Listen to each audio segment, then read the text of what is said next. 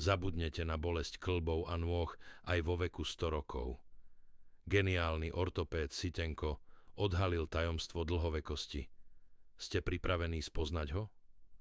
Už ste sa niekedy zamysleli, prečo je jeden človek vo veku 70 rokov schopný s ľahkosťou zabehnúť maratón, zachovávajúci pružnú chôdzu mladíka, zatiaľ čo iný, sotva prekročiac prach 40-ky, už s námahou stúpa po schodoch na druhé poschodie? Prečo je pre niektorých každý pohyb radosťou, zatiaľ čo pre iných znamená zaťaté zuby a prenikavú, vyčerpávajúcu bolesť? Odpoveď na túto otázku našiel pred 100 rokmi Michail Ivanovič Sitenko, legendárna postava a zakladateľ sovietskej ortopedickej školy. Jeho objavy v 20. rokoch minulého storočia spôsobili skutočnú revolúciu a zmenili prístup k liečbe pohybového aparátu. Sitenko si všimol znepokojivú zvláštnosť, ktorú iní lekári tej doby často ignorovali. Na jeho ambulanciu prichádzali pacienti rovnakého veku s rovnakými sťažnosťami na kolená alebo chrbticu. No u niektorých sa kĺby obnovili doslova za niekoľko mesiacov, zatiaľ čo u iných, napriek najpokrokovejšej liečbe, sa stav rýchlo zhoršoval, čo viedlo k úplnej invalidite. V čom spočíval tento fatálny rozdiel? Sitenko pochopil niečo neuveriteľné. Uvedomil si, že choroba nikdy nenastane náhle. To, čo nazývame akútnym záchvatom, je v skutočnosti finále drámy, ktorá sa v tele odohrávala roky. Náš organizmus začína volať o pomoc 5, ba dokonca aj 10 rokov pred objavením sa prvej bolesti. Ale my tento výkrik nepočujeme, pretože sme sa odnaučili rozumieť reči vlastného tela. Michail Ivanovič pristupoval k liečbe ako detektív. Namiesto toho, aby iba potláčal bolesť liekmi, začal pod mikroskopom študovať život pacienta. Pozoroval, ako človek sedí, ako stavia chodidlo pri chôdzi, ako dvíha ťažké predmety a dokonca aj v akej polohe spí. A zistil, že naše každodenné nevedomé pohyby sú buď liekom, alebo pomalým jedom. Garantujem vám, že informácie, ktoré dnes počujete, zmenia váš postoj k sebe samým.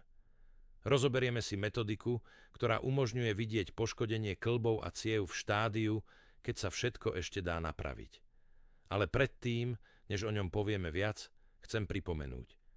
Podľa štatistík sleduje náš kanál bez odberu asi 70% divákov. Snažíme sa s vami deliť skutočne užitočnými a kvalitnými informáciami o zdraví. Prihlásením sa na odber podporujete našu prácu a vždy budete prvý, kto sa dozvie o nových odporúčaniach a tipoch. Ďakujeme vám za dôveru a pozornosť venovanú vášmu zdraviu. A teraz, predtým, než prejdeme k diagnostike, ma veľmi zaujíma geografia našich divákov. Napíšte prosím do komentárov, z ktorej krajiny alebo mesta ste. Pozrime sa, koľko je nás, ľudí, ktorým nie je ľahostajná ich dlhovekosť.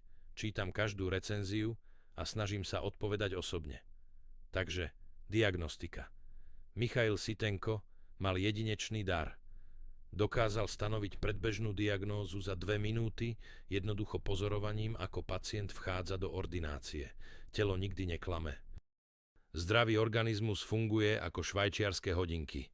Všetky pohyby sú plynulé, nehlučné a hlavne symetrické. Chorý kĺb narúša túto rovnováhu, núti telo hľadať kompenzáciu a kriví sa. Urobme si Sitenkov test hneď teraz. Potrebujete len zrkadlo. Postavte sa rovno, uvoľnite ramená.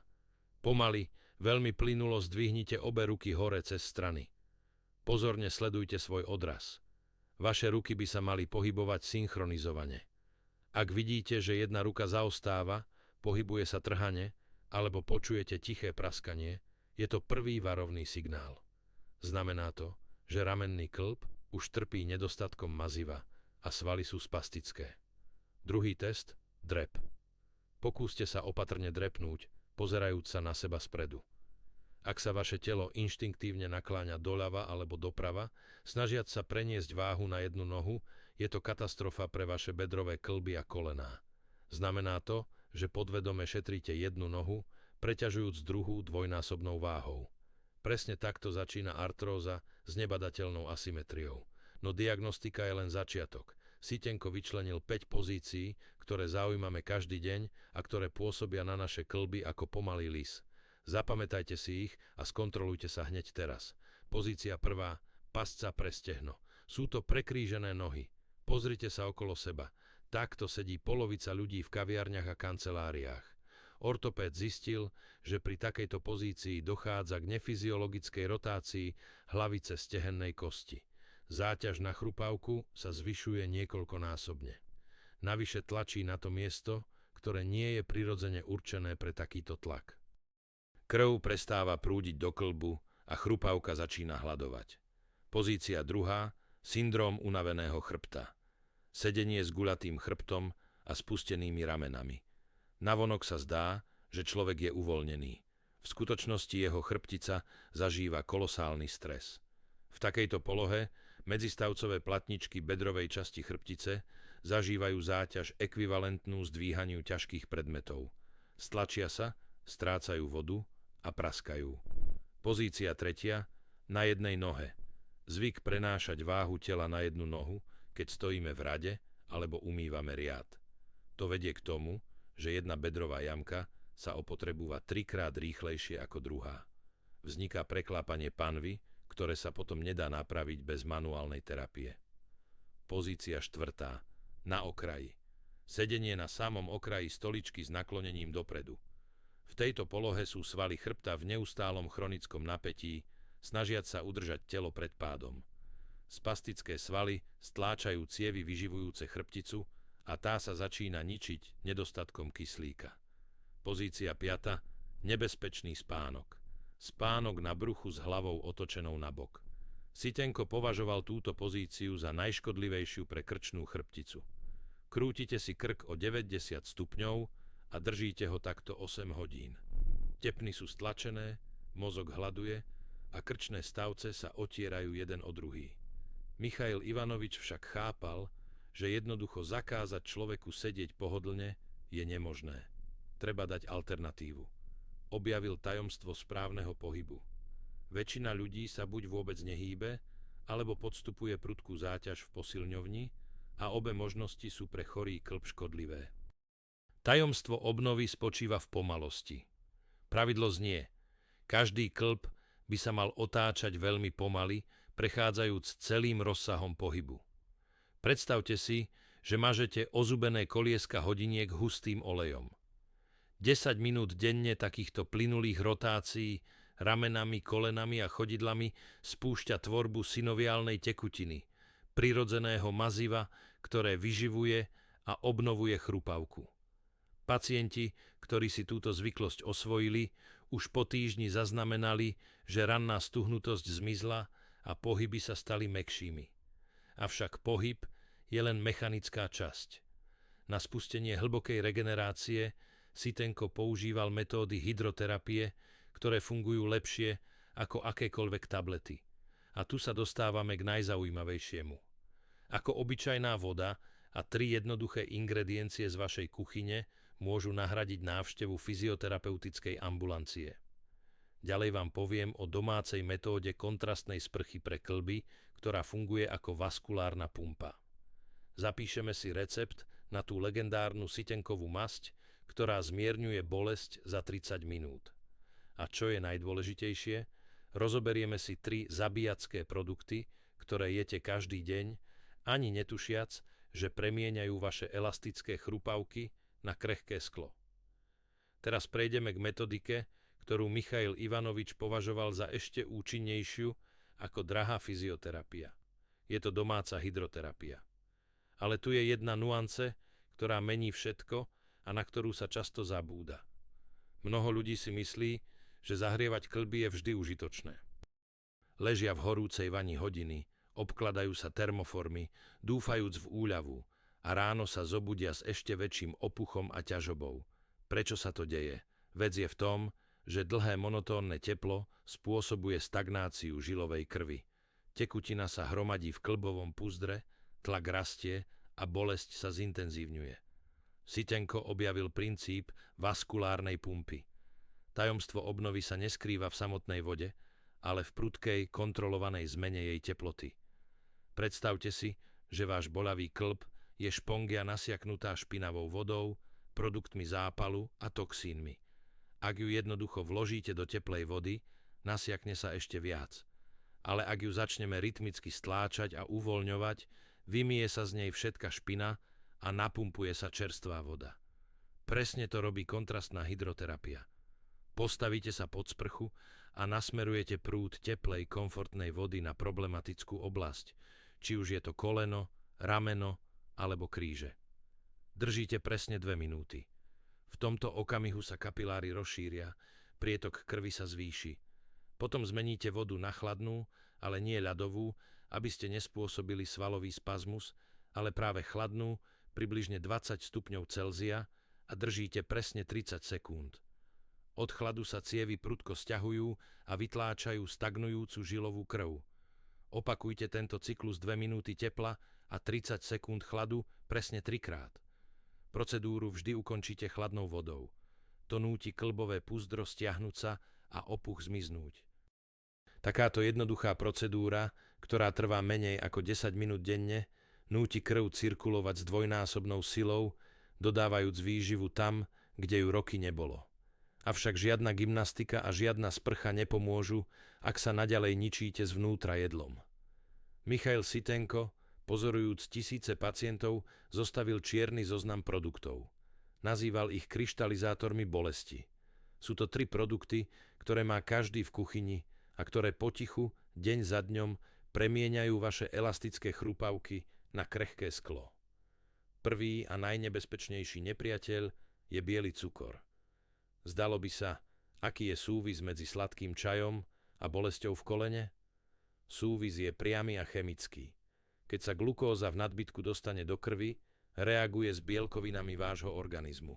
Tento proces sa nazýva glikácia. Predstavte si, že ste mäkkú špongiu ponorili do cukrového sirupu a vysušili ju na slnku. Stane sa tvrdou a krehkou. To isté sa deje s vašim kolagénom, hlavnou stavebnou bielkovinou chrupavky a väzív. Cukor doslova osladí kĺby zvnútra, čím ich robí tuhými, krehkými a neschopnými klzania. Každá lyžička cukru je mikroúrazom pre vaše spojivové tkanivo. Druhý produkt prekvapil dokonca aj skúsených lekárov tej doby. Je to tepelne spracovaný šťavel. Radi jeme zelenú polievku, koláče so šťavelom, považujúc to za vitamínovú bombu. V čerstvom stave áno, je to užitočné, ale pri varení šťavelová kyselina vstupuje do silnej chemickej reakcie s vápnikom v krvi. Vytvorí sa úplne nová nerozpustná látka, oxalát vápenatý. Sú to mikroskopické ostré kryštáliky. Nevylučujú sa obličkami, ale usadzujú sa na najzraniteľnejších miestach v kĺboch a chrbtici. Pôsobia ako rozbité sklo, spôsobujúc mechanické podráždenie a silný zápal. Ak vám už škrípu kolená alebo vás bolí chrbát, šťavelová polievka je to posledné, čo potrebujete. Tretí nepriateľ je kysnuté cesto a biela múka najvyššej kvality, sladké pečivo, biely chlieb, sušienky. Tieto produkty majú vlastnosť špongie. Zadržiavajú obrovské množstvo prebytočnej tekutiny v tele. Táto tekutina sa hromadí nielen vo forme vačkov pod očami, ale aj vo vnútri kĺbového púzdra. Vzniká chronický vnútorný opuch, ktorý tlačí na nervové zakončenia, spôsobujúc tupú, boľavú bolesť.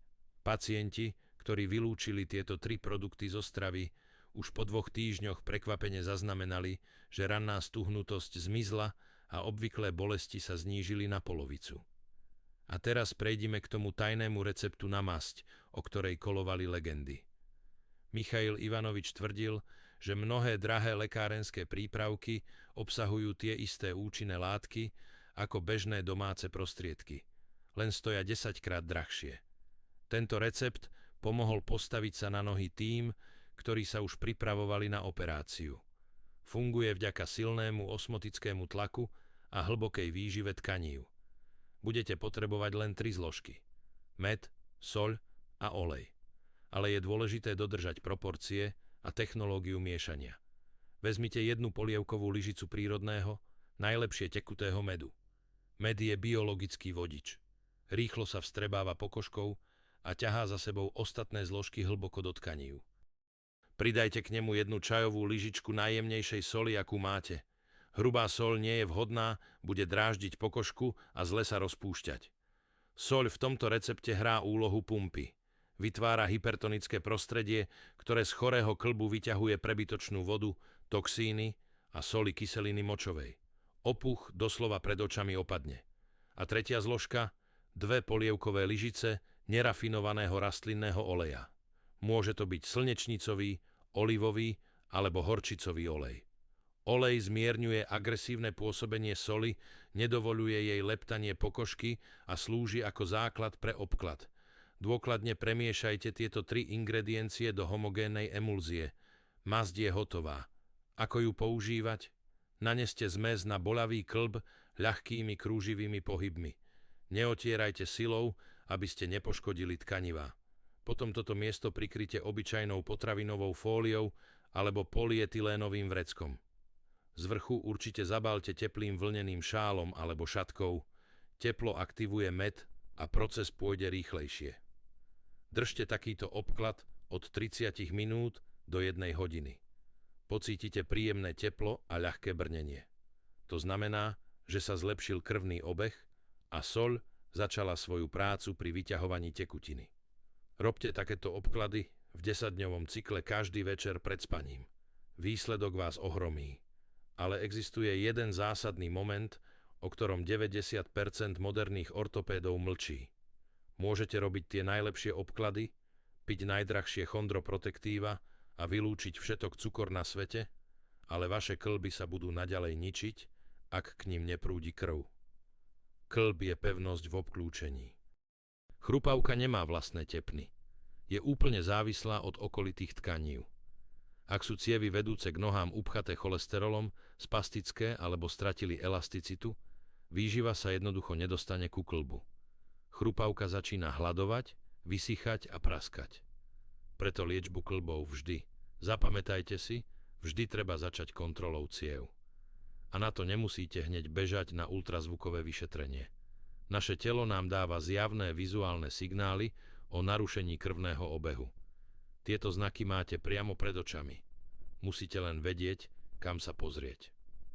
Michail Sitenko učil svojich študentov venovať pozornosť detailom, ktoré iní lekári ignorovali. Urobme si detektívne vyšetrovanie stavu vašich ciev hneď teraz. Pozrite sa na svoje lítka a chodidlá. Prvý znak, ktorý mnohí muži pripisujú veku a ženy si ho jednoducho nevšimnú, je zmiznutie chlpkov na nohách. Reč je o lítkach a prstoch na nohách. Ak ste si všimli, že chlpky prestali rásť, preriedli alebo vypadli úplne, zanechajúc absolútne hladkú, holú pokožku, nie je to kozmetická zvláštnosť, je to výkrik organizmu o kyslíkovom hladovaní. Vlasové folikuly sú najcitlivejšie bunky. Potrebujú veľa energie na rast. Keď sa krvný obeh v nohách zhorší v dôsledku aterosklerózy alebo spazmov, organizmus zapne režim núdzovej úspory. Myslí si, chýba mi krv na výživu svalov a kože. Prečo by som mal plytvať drahocenným zdrojom na zbytočné chlpky? A vypne výživu vlasových cibuliek. Je to klasický symptóm ischémie dolných končatín. Ak sú vaše lítka hladké ako sklo a zároveň chladné na dotyk, vaše veľké tepny sú už upchaté plakmi a kĺby sa čoskoro začnú ničiť hladom. Druhý symptóm, ktorý sa často považuje za znak peknej pokožky, je neprirodzený lesk. Pozrite sa na pokožku lítka pod lampou. Zdravá pokožka má matnú textúru. Je na nej viditeľná štruktúra kože, drobné ryhy a línie. Ale pri chronickom opuchu a zlom krvnom obehu sa pokožka napne, stenčí a začne sa lesknúť, ako by ju natreli voskom alebo tukom. Tento lesklý efekt hovorí o tom, že sa podkožné tkanivo atrofuje a v tkanivách sa hromadí lymfa, ktorá nemôže stúpať nahor kvôli zlým žilám. Často pritom pokožka mení farbu, stáva sa bledou, modrastou alebo naopak získava červenkastý mramorový odtieň. Tretí príznak je rozdiel v teplotách. Pohodlne sa posaďte a položte dlane súčasne na obe chodidlá. Všimnite si pocity, či sú rovnakej teploty. Normálne, samozrejme, môžu byť nohy chladné, ak je v miestnosti zima, ale mali by byť rovnaké. Ak cítite zjavnú asymetriu, Jedna noha je teplá, druhá ľadová, ako by ste ju vybrali z mrazničky, je to priamy núdzový signál. Je to Lerichov syndrom alebo upchatie ilickej tepny. Krv sa jednoducho nedostáva do jednej nohy v potrebnom objeme. Toto nemožno ignorovať, pretože ďalším štádiom bude bolesť pri chôdzi a potom trofické vredy. Štvrtý veľmi zradný symptóm je zmena hmatovej citlivosti. Spomeňte si, ako chodíte bosí po dome. Dokážete so zatvorenými očami jasne určiť, na čom stojíte? Na mäkkom koberci, na chladnej dlaždici alebo na hladkých parketách. Naše chodidlá sú preniknuté tisíckami nervových zakončení, ale nervy, rovnako ako kĺby, potrebujú krv. Pri zlom krvnom obehu a najmä pri vysokom cukre sa vyvíja neuropatia. Nervy odumierajú, nohy sú akoby vatové. Urobte si test s kreditnou kartou. Položte na podlahu obyčajnú plastovú kartu alebo mincu. Skúste na ňu stúpiť a pocítiť ju nohou. Ak necítite jasné hranice predmetu, ak sa vám zdá, že máte hrubé vlnené ponožky, hoci ste bosí, je to vážne poškodenie nervových vlákien v dôsledku vaskulárneho hladovania. 5. príznak je stav vašich nechtov. Nechty na nohách, rovnako ako vlasy, reagujú prvé na nedostatok výživy. Ak rastú veľmi pomaly a striháte ich menej často ako raz za mesiac, ak zhrubli, zožltli alebo sa začali ohýbať ako vtáčie pazúry, nie je to vždy pleseň. V polovici prípadov ide o onychodystrofiu, poruchu výživy nechtovej platničky. Krv nedodáva stavebný materiál a nechť sa deformuje. Keď odhalíme tieto symptómy, chápeme, že liečiť treba nielen koleno.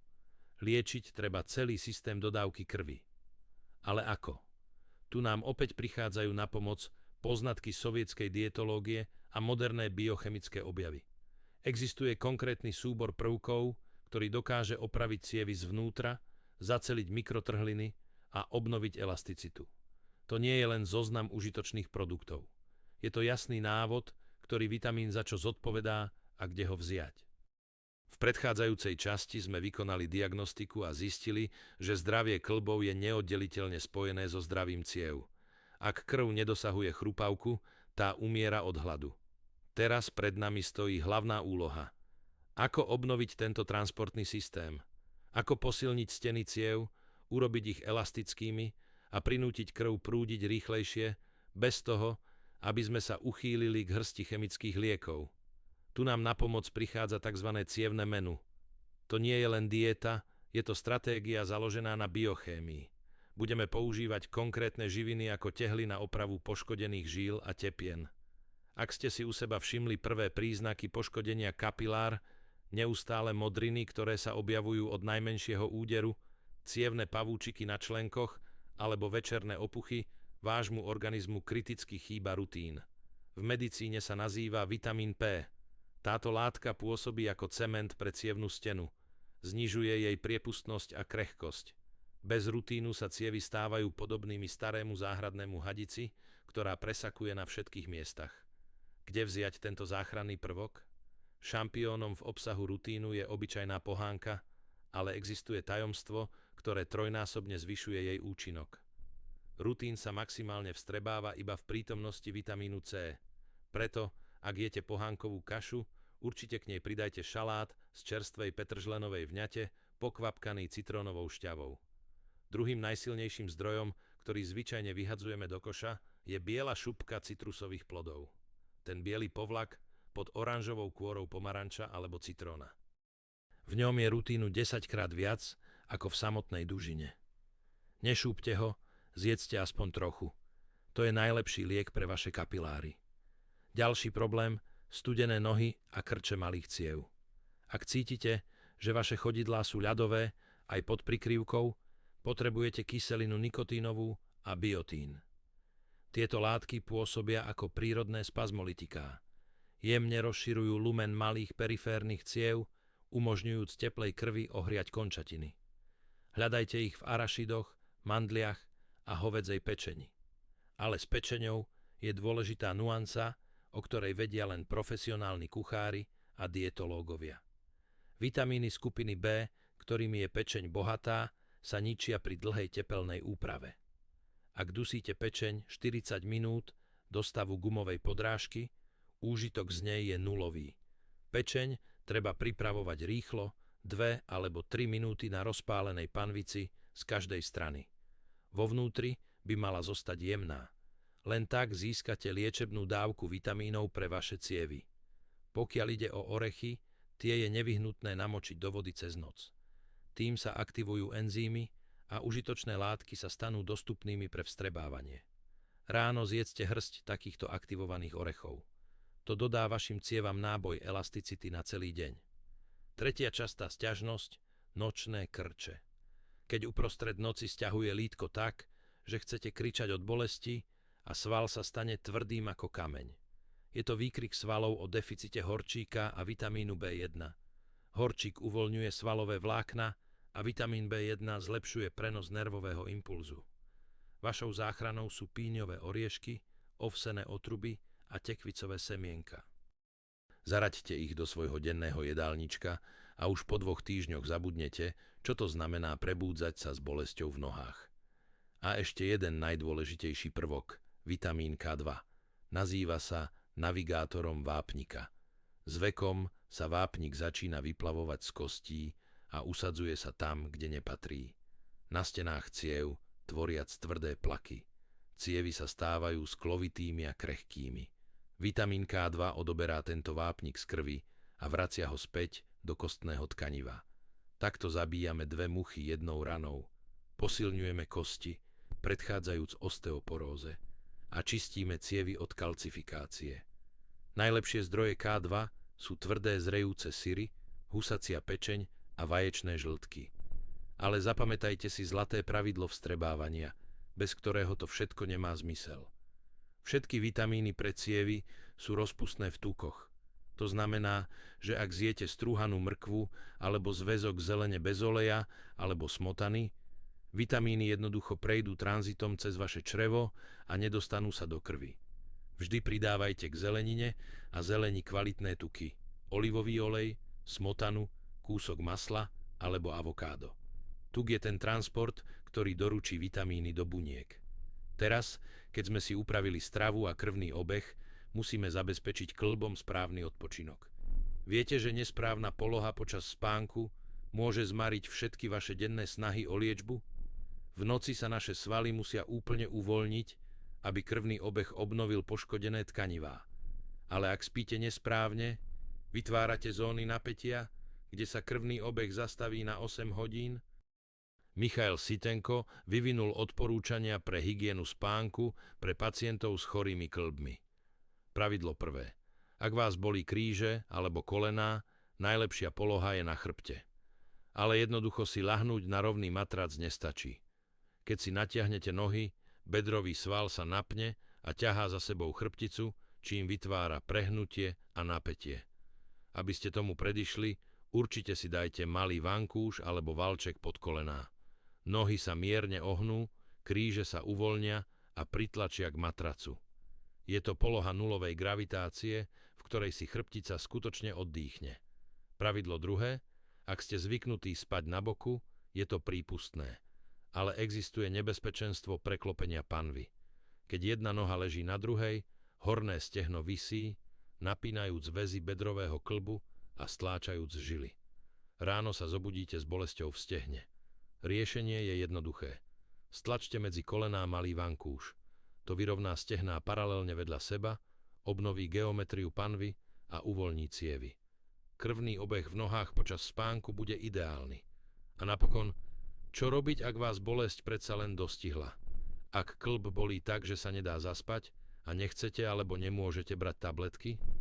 Sitenko mal v arzenáli dýchaciu techniku, ktorá funguje ako tlačidlo na vypnutie bolesti. Je založená na prenesení práce nervového systému zo sympatického, vzrušenie, stres, spazmus, na parasympatický, uvoľnenie, pokoj. Bolesť spôsobuje spazmus. Spazmus zosilňuje bolesť. Je to začarovaný kruh. Roztrhneme ho dýchaním. Technika sa volá 4-2-6. Ľahnite si pohodlne, zatvorte oči. Urobte pomalý hlboký nádych nosom, počítajúc v duchu do 4. Predstavte si, ako vzduch ide priamo do bolavého klbu. Potom zadržte dých na 2 počty. A teraz to najdôležitejšie. Urobte veľmi pomalý, plynulý výdych ústami, ako by ste fúkali sviečku alebo fúkali na horúci čaj. Výdych by mal trvať 6 alebo dokonca 8 počtov. Vydychujte všetko napätie. Opakujte tento cyklus 10 krát. Už na 5. cykle pocítite, ako sa teplo rozlieva po tele. To znamená, že spazmus zmizol, cievy sa rozšírili a krv priniesla na bolavé miesto endorfíny, prírodné analgetiká. Táto technika zachraňovala pacientov v časoch, keď silné analgetiká neboli dostupné a vynikajúco funguje aj dnes. Zhrnúc naše rozsiahle vyšetrovanie, chcem povedať to najdôležitejšie. Zdravie nie je dar zhora a ani výhra v lotérii. Zdravie je pozornosť k detailom. Je to schopnosť všímať si signály svojho tela, keď ešte šepkajú a nekričia. Je to kultúra pohybu, kultúra stravovania a kultúra odpočinku. Spolu sme prešli cestu od jednoduchej diagnostiky pred zrkadlom až po hlbokú obnovu ciev a kĺbov.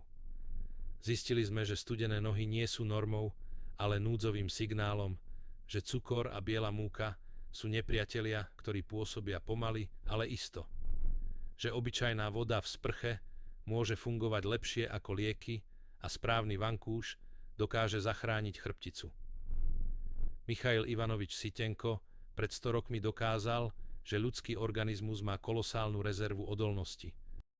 Je schopný regenerovať sa v každom veku, ak mu prestaneme prekážať a začneme mu trochu pomáhať.